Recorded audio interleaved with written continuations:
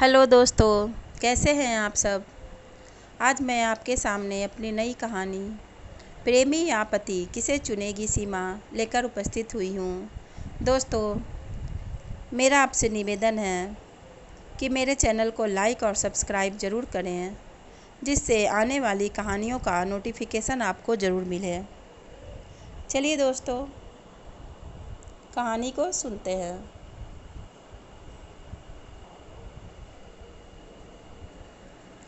सीमा बिन माँ की बेटी थी। पिता घनश्याम दास जी ने ही उसकी परवरिश की थी। सीमा बचपन से काफ़ी लाड़ प्यार से पली थी। पिता ने उसे कभी किसी चीज़ की कमी नहीं होने दी थी और माँ नहीं होने के कारण उसे इतना प्यार दिया कि सीमा ज़िद्दी हो गई, अपनी मनमानी करने लगी।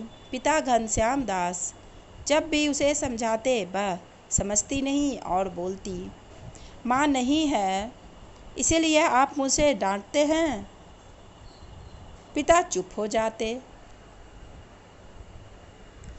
घनश्याम जी को लगता सीमा अभी छोटी है, जैसे जैसे बड़ी होगी समझदार हो जाएगी, उसे अच्छे बुरे का ज्ञान हो जाएगा। पिता होने के कारण उन्हें हमेशा लगता कि उनकी बेटी गलत संगत में ना पड़ जाए। वह हर पल सीमा का ध्यान रखते। इधर सीमा कॉलेज में पढ़ाई कर रही थी और कॉलेज के ही एक लड़के राजू से प्रेम करने लगी थी और उसी से शादी करना चाहती थी। जब उसने अपने पिता को इस बारे में बताया, घनश्याम दास जी ने जब उस लड़के राजू के बारे में जानकारी इकट्ठा किए तो उन्हें पता लगा कि वह बेहद ही आवारा किस्म का लड़का है और अच्छे घर की लड़कियों को फंसाना, उनसे पैसे ऐंठना और फिर उन्हें छोड़ देना, यही सब उस लड़के का काम था। वह बेहद ही बुरे प्रवृत्ति का लड़का था। घनश्याम दास ने सीमा को बहुत समझाया, परंतु सीमा कुछ भी समझने को तैयार नहीं थी। उसे लगता उसके पिता राजू से उसकी शादी नहीं होने देना चाहते, इसीलिए मनगढ़ंत बातें बना रहे हैं। सीमा अपने पिता से विरोध करके भी राजू से मिलती। घनश्याम दास जी बड़े चिंतित रहते कि आखिर बेटी को उस बुरे लड़के के चंगुल से कैसे बचाया जाए। एक दिन घनश्याम जी के मित्र मोहनलाल उनसे मिलने आए। घनश्याम दास जी को चिंतित देख उनसे पूछा, क्या बात है, इतने चिंतित क्यों हैं आप। घनश्याम जी ने पूरी कहानी मोहन जी को बता दी। मोहन जी ने कहा, मेरे नज़र में एक लड़का है जो मेरी बहन का बेटा है, जिसके पिता का स्वर्गवास हो चुका है, पर बहुत ही अच्छा लड़का है। आप सीमा की शादी उससे करवा दें। जब घनश्याम जी ने सीमा से शादी की बात की तो सीमा बहुत ही गुस्सा हो गई। कहने लगी, मैं शादी कभी नहीं करूँगी, मैं केवल राजू से ही ब्याह करूँगी। परंतु घनश्याम जी ने कहा, अगर तुम मेरी बात नहीं मानोगी तो मैं भी तुम्हारे माँ के पास चला जाऊँगा और फिर तुम अपनी मनमानी करते रहना।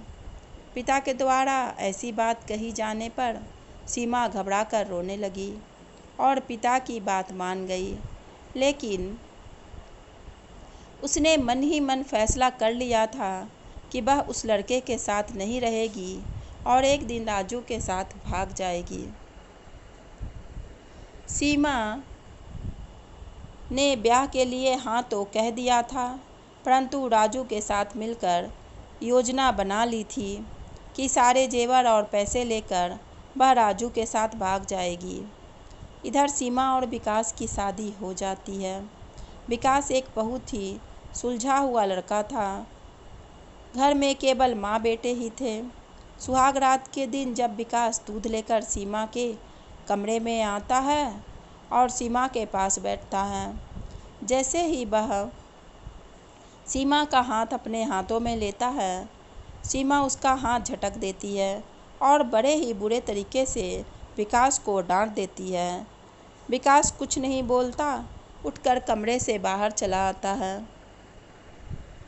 सीमा राजू को फ़ोन करके बताती है कि अरे यार, यह तो बड़ा ही बेवकूफ़ है। मैंने तो इसे सुहाग रात के दिन ही ऐसा झटका दिया कि अब यह खुद ही मुझसे तलाक ले लेगा। लेकिन अगली सुबह विकास चाय लेकर सीमा के पास आता है। सीमा अचंभित हो जाती है कि कल मैंने इसका इतना तिरस्कार किया, लेकिन फिर कुछ नहीं बोलती और अपने कमरे से बाहर आती है। बाहर विकास की माँ टेबल पर खाना लगा रही होती हैं। खाना देखकर सीमा चिल्लाने लगती है, छी, ऐसा खाना मैं नहीं खाती। तभी विकास की माँ चुपचाप रहती हैं और विकास से कहती हैं, बेटा, सीमा को जैसा खाना पसंद है तुम बाहर से मंगवा दो। विकास जैसे ही ऑफिस के लिए घर से निकलता है, सीमा भी घर से निकल जाती है और सीधे राजू से मिलने चली जाती है।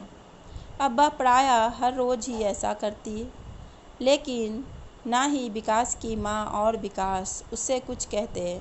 एक दिन सीमा राजू से कहती है, चलो यार, अब तो बहुत दिन हो गए, अब हम दोनों भाग चलते हैं।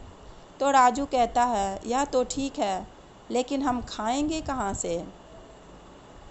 हमारे पास तो पैसे भी नहीं हैं, और फिर तुम्हारे पिता ने तो विकास को इतना सारा दहेज दिया है।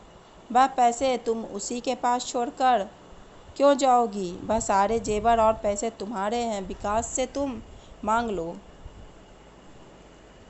जब शाम को विकास ऑफिस से लौटकर घर आता है तो सीमा कमरे में लाइट बुझाकर बैठी रहती है। विकास जब लाइट जलाता है तो सीमा कहती है, नहीं, मुझे तुम्हारे साथ नहीं रहना। तुम मेरे पिता के द्वारा दिए गए सारे दहेज के पैसे और जेवर मुझे वापस कर दो। विकास उसे एक चाबी का गुच्छा देता है और कहता है, सीमा, तुम्हारे पिता ने मुझे 4 लाख रुपए और कुछ जेवर दिए हैं। वह सारे उस अलमीरा में रखे हुए हैं। उसकी यह चाबियां हैं, तुम जब चाहो खोलो और सारे जेवर और पैसे ले सकती हो।